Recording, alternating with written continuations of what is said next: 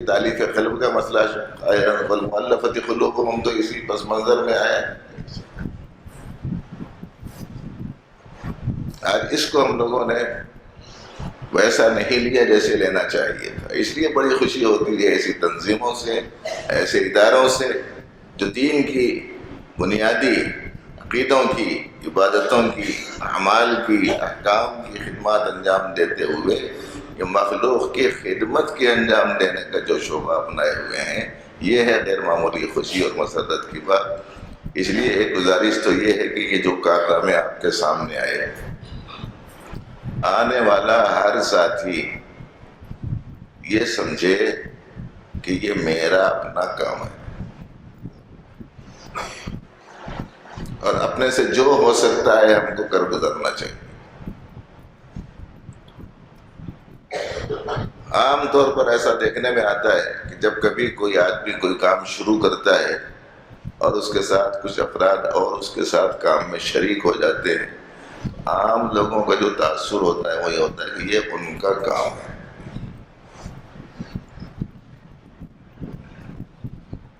اور ہم سب کو معلوم ہے کہ دین کا ہر کام اپنا کام ہے۔ اس لیے ہر شخص کو دلچسپی لیتے ہوئے اس شعبے کو آج بہت زیادہ طاقتور بنانے کی ضرورت ہے۔ دوسری جو چیز ہے ذہن میں رکھنے کی وہ یہ ہے کہ باہر کے جتنے اعمال ہیں ان اعمال کا ایک ہے مسئلے کی روشنی میں صحیح ہونا، اور ایک ہے اس میں صفت قبولیت کا ہونا۔ دونوں میں ذرا فرق ہے۔ ایک آدمی وضو قاعدے کا بنا لے اور داخلی اور خارجی شروط اور ارکان کی تکمیل کے ساتھ نماز ادا کر لے تو مسئلے کے اعتبار سے تو صحیح ہو گئی، لیکن اگر وہ نماز کسی کی نگاہ میں اپنے آپ کو اچھا دکھانے کے جذبے سے ہو تو ظاہری رخ کے اعتبار سے تو درست ہے، لیکن صفت قبولیت سے خالی ہے۔ اس لیے جتنے کارکن ہیں ان سب کو اس بات کی فکر کرنی چاہیے کہ میرے اندرون میں وہ صفات آئیں جن صفات پر پروردگار عالم کی محبوبیت، مقبولیت میسر آتی ہے۔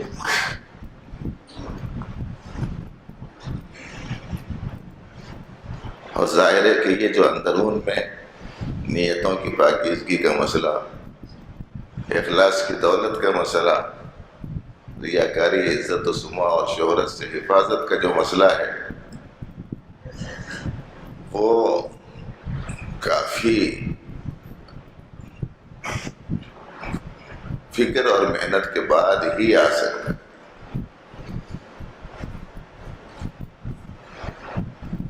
اور اللہ نے اخلاص کو ایک ایسا عمل بتایا ہے کہ جس عمل کو تمام عملوں میں مقبولیت کے واسطے لازمی شرط کی حیثیت سے بیان کیا گیا۔ اس لیے ہمارے دوست تھے فرمایا کرتے تھے کہ اخلاص ایک ایسا فرض ہے جو تمام فرضوں میں فرض ہے، یوں بولتے تھے۔ نماز فرض ہے تو نماز میں اخلاص فرض ہے، روزہ فرض ہے تو روزے میں اخلاص فرض ہے، حج فرض ہے تو حج میں اخلاص فرض ہے۔ جتنے فرائض ہیں تمام فرائض میں یہ ایک فرض لازم ہے، اس کے بغیر کوئی فرض قبول ہی نہیں ہوتا۔ اس کے لیے ضرورت ہے اس بات کی کہ اپنے اندرون کو پاکیزہ بنانے اور صفات ایمانیہ سے آراستہ کرنے کی جدوجہد کرنا ہے، اور صفات رذیلہ سے اپنے آپ کو بچانے کے بارے میں بھی کافی فکر مند ہونا ہے۔ ابھی ہمارے ایک دوست نے ظہیر آباد کی توجہ دلائی وہ دراصل کاہے کی وجہ سے ہے ایسا؟ ساری خرابیوں کا مدار جو ہے وہ آدمی کے اندرون کی خرابی کے اوپر ہے۔ اسی لیے ایک بزرگ نے یوں فرمایا ہے کہ دراصل سارے احکام کا تعلق آدمی کے قلب سے ہی ہے، وہ اعمال ظاہر کے ہوں کہ وہ اعمال باطن کے ہوں۔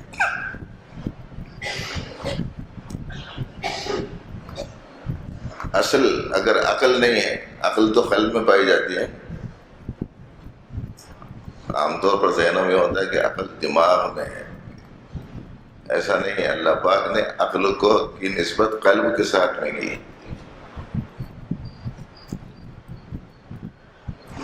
تو سارے احکام کا تعلق تو اس سے ہے، اگر وہ اندر والا اللہ کی پسند کے مطابق نہیں ہوا تو باہر والا کوئی سا بھی عمل قابل قبول نہیں۔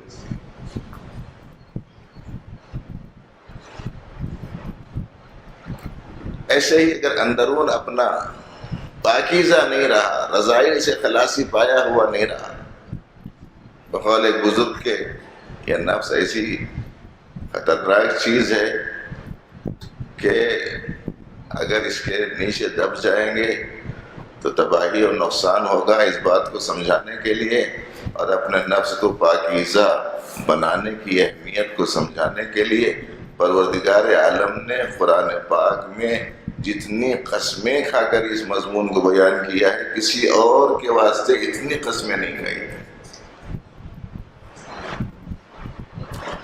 والشمس وضحاها والقمر اذا تلاها والنهار اذا جلاها والليل اذا يغشاها والسماء وما بناها والارض وما طحاها ونفس وما سواها فألهمها فجورها وتقواها قد افلح من زكاها۔ اتنی قسمیں کھائی۔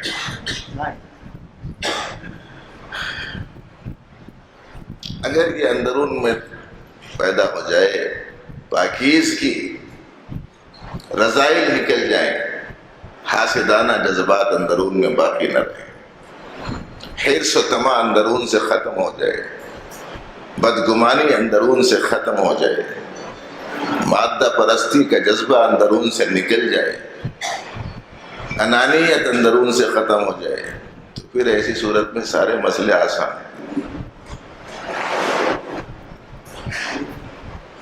یہ نہیں ہونے کی وجہ سے بڑے کارناموں کی انجام دینے کے لیے اتحاد کی ضرورت ہے، اتحاد نہیں قائم ہو سکا،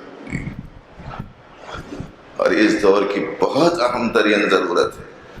اور امت مسلمہ کا سادہ لوح طبقہ شاید جیسی توجہ کرنا چاہیے وہ نہیں کر پا رہا ہے کہ امت مسلمہ کو آپس میں ایک دوسرے سے برگشتہ کرنے، بدنام کرنے اور ایک دوسرے کی تذلیل، تحقیر اور ایک دوسرے کے درمیان افتراق، انتشار پیدا کرنے کے لیے عالمی طور پر متحرک ہیں تنظیمیں، جن کا کام ہی ہے کہ اس کام کے انجام دینے کے واسطے کہ کسی طریقے سے ان میں سرپٹپلی کو قائم رکھو، کو چلاتے رہو اور ان کے افتراق، ان کے اندر افتراق انتشار پیدا کرتے رہو، ان کو ملنے مت دو، ایک ہونے مت دو۔ اس کے واسطے کتنا سرمایہ صرف ہو رہا ہے اس کے شاید اندازہ نہیں ہے۔ اس کا ایک نام رکھا ہے ان لوگوں نے، جی بلیک ہول۔ اس کام کے انجام دینے کے واسطے آیا کہاں وہ بھی نہیں پوچھا جائے گا، گیا کہاں وہ بھی نہیں پوچھا جائے گا۔ اس وقت میں انتشار برپا کرنے کا ایک اہتمام، حضرت مولانا عبید اللہ صاحب رحمۃ اللہ علیہ جو مرکز نظام الدین کے ہمارے اکابر میں سے گزرے ہیں، ان کے بارے میں ہمارے حیدرآباد کے امیر محترم نے ایک دفعہ ارشاد فرمایا تھا کہ ان کا قول نقل کرتے ہوئے کہ انہوں نے فرمایا کہ یہودیت کا میں نے اتنا مطالعہ کیا ہے، اتنا مطالعہ کیا ہے، اتنا مطالعہ کیا ہے کہ جہاں کہیں مجھے دو مسلمان لڑتے دکھائی دیتے ہیں مجھے شک ہونے لگتا ہے کہ اس کے پیچھے یہودی کا ہاتھ ہے۔ تو دوستو، آج ہمارے کام کو صحیح ڈھنگ سے انجام نہیں دیے جانے میں جو چیزیں بنیادی طور پر رکاوٹ بنی ہوئی ہیں ان میں سے ایک چیز ہے آپس میں اتحاد کی کمی.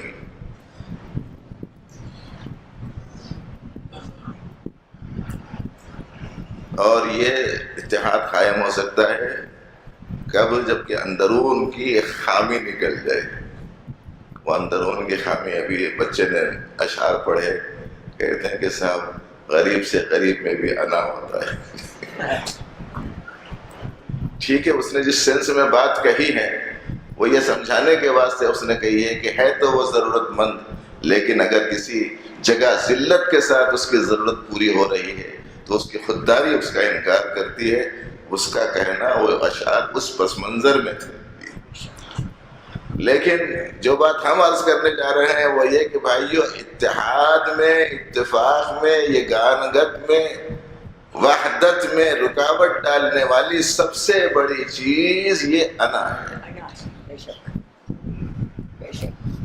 تمام بزرگان دین نے ایک بات یوں فرمائی کہ دیکھو یہ انا کو کرو فنا، اسی سے کام بنے گا. بہت بڑی بلا ہے جو اس وقت میں لاحق ہے. حضرت علامہ سید سلیمان ندوی رحمۃ اللہ علیہ کتنے عظیم الشان عالم، کتنے شاندار مقرر، کتنے بہترین مصنف. حضرات اہل علم نے ان کا لوہا مان لیا ان کے علم کا، اور ان کی خطابت معروف و مشہور ہے. وہ پہنچے حضرت تھانوی رحمۃ اللہ علیہ کے پاس اور کچھ قیام کیا. جاتے وقت میں گزارش کی کہ حضرت کوئی نصیحت فرما دیجئے. تو حضرت نے فرمایا آپ ہی بہت بڑے عالم ہیں، آپ کو میں کیا نصیحت کروں؟ کہا کہ نہیں حضرت کچھ تو فرمائیے. فرمایا کہ دیکھو یہ راستہ اپنے آپ کو مٹانے کا راستہ ہے. سبحان اللہ. آنا جانا اس وقت تک خوبی نہیں آتی. اس کو سمجھانے کے واسطے ہمارے ایک بزرگ نے بتایا کہ کسی نے کہا کہ حضرت وہ ماحول کا اثر ہوتا ہے بولتے ہیں، صحبت کا اثر ہوتا ہے بولتے ہیں، مگر وہ کانٹا ہوتا ہے پھول کی، گلاب کی پیٹھ میں کانٹا ہوتا ہے مگر اس میں خوشبو نہیں آتی. یہ کیا قصہ ہے؟ پھول کے اتنا قریب ہے پھر خوشبو نہیں آتی. تو جس بزرگ سے کہا اس بزرگ نے فرمایا کہ وہ کانٹے ذرا توڑ کے تھوڑے جمع کر کے لے کے آؤ. پورے توڑ کے جمع کر کے لائے. فرمایا کہ ذرا اسے ہاون دستے پہ ڈال کے ذرا پیس کے اس کا صفوف پاؤڈر بناؤ. پاؤڈر بنا دی. بولے 3-4 گلاب کی پتیاں لے آؤ. تو 3-4 گلاب کی پتیاں لائے. ایک ٹبیا میں وہ پتیاں ڈال کے، وہ پاؤڈر ڈال کے، کانٹوں کا پاؤڈر ڈال کے تھوڑی دیر رکھ کر اسے نکال کر پتیاں نکال کے پھینک دی. پاؤڈر اس کے ہاتھ میں دیا. کہا کہ ذرا سونگو اور بولو کہ خوشبو آ رہی ہے کہ نہیں آ رہی؟ کہا کہ سب آ رہی. بولے اب سمجھ میں آیا کہ نہیں آیا؟ پہلے کیوں نہیں آئی تھی، اب کیوں آئی؟ پہلے خوشبو نہیں آئی تو کیوں نہیں آئی، اور اب آئی تو کیوں آئی؟ پھر یوں فرمایا کہ پہلے وہ اکڑا ہوا تھا اس لیے نہیں آئی، اور اب رگڑا ہوا ہے اس واسطے آئی. تو دوستو انانیت جانا بہت ضروری ہے. اس کے بغیر کوئی سا بھی کام کو کامیابی سے ہمکنار کرنا بہت مشکل ہے. بے شک بے شک. اور یہ جب چلی جاتی ہے تو پھر اتحاد قائم ہو جاتا ہے. جہاں کہیں بھی جھگڑا ہے آپ دیکھو میرے کو مقام میں نہ بول کے رہتا. جھگڑے جتنے ہیں مقام کے، مرتبے کے، حیثیت کے، جہاں کہیں جھگڑے ہیں وہ یہی ہے. بلکہ ایک بات اور کہی بزرگوں نے، ہے تو لطیفے کی لائن کی چیز لیکن سمجھ میں آنے کے واسطے سنا رہا ہوں. یہ سنجیدہ طبقے میں وہ لفظ بولنا مناسب ہے کہ نہیں ہے. ایک صاحب نے یہ کہا ایک وقت آتا ہے کہ قوت باغ ختم ہو جاتی ہے لیکن یہ جذبہ جاہ ختم نہیں. کیا بات، بڑی خطرناک چیز ہے.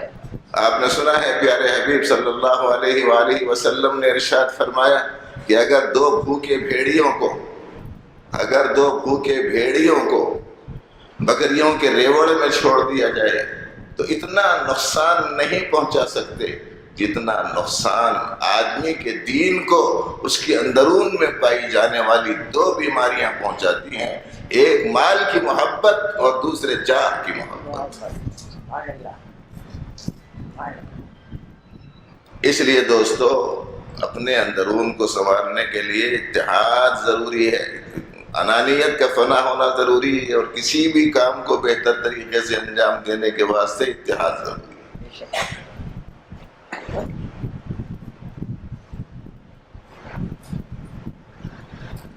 میں چھوڑ دینا، بڑے لوگ بولتے ہیں کہ صاحب وہ ایک جانور ہے، میں بولتا روزانہ کٹتا ہے، ٹکڑے ہوتا ہے، بکتا ہے، پکتا ہے، پھینکتا ہے، اور ایک پرندہ ہے وہ کہتا ہے میں نہ کہتے ہیں کہ وہ اس کو سب لوگ پیار کرتے ہیں۔ حق تعالیٰ جل شانہ کو بھی عاجزی پسند ہے۔ پیارے حبیب صلی اللہ علیہ وسلم نے ارشاد فرمایا من تواضع للہ رفعہ اللہ، جو تواضع اختیار کرتا ہے اللہ اس کو سربلندی سے سرفراز فرماتا ہے۔ ایک چیز تو بھائیو یہ ہے۔ دوسری چیز ہمارے بڑے کہتے ہیں کسی بھی کام کو انجام دینے کے واسطے ایثار چاہیے، قربانی، دوسرے کو ترجیح دینا۔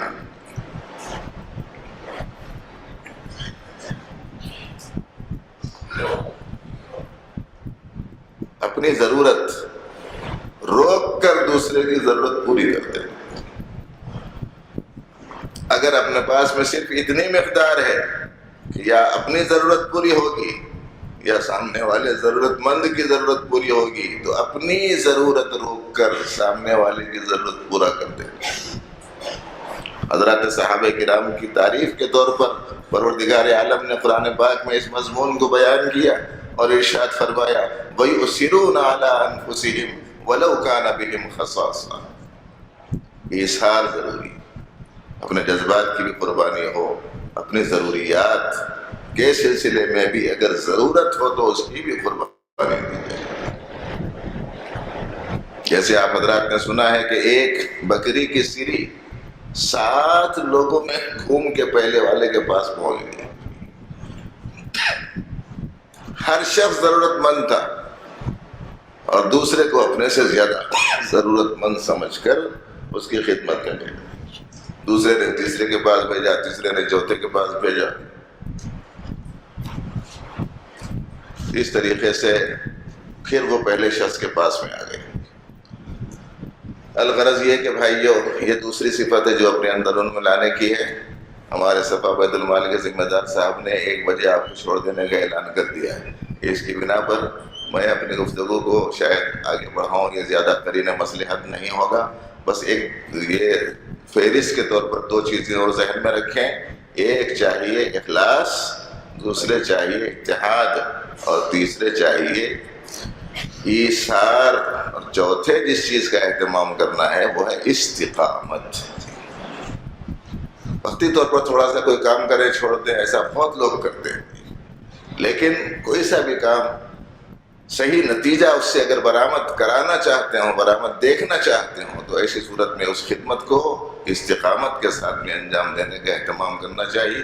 بہت ہمیں خوشی ہے ہمارے نوجوان علماء کرام فضلاء اعظام کی جدوجہد سے اور محنت سے، اور دعا ہے کہ پروردگار عالم ان سے خوب تر کام لے، ظاہری باطنی تمام خوبیوں سے ان کو آراستہ فرمائے، صفات قبولیت سے نوازے، اور بندگان حق کو حق کی طرح متوجہ ہونے کا اس خدمت کو ذریعہ فرمائے۔